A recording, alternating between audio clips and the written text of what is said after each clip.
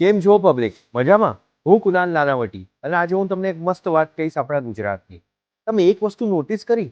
આપણો ગુજરાતનો જે જીપીએસ છે ને એ થોડોક અલગ છે. લોકો ગૂગલ મેપમાં ડેસ્ટિનેશન્સ નાખે અને આપણે ગુજરાતીઓ આપણે સીધી કન્ટ્રી નાખીએ છીએ. આણંદથી ઓસ્ટ્રેલિયા સુધી, નડિયાદથી ન્યુયોર્ક સુધી, સુરતથી સિડની સુધી, વડોદરાથી વેન્કુવર સુધી અને અમદાવાદથી અમેરિકા સુધી.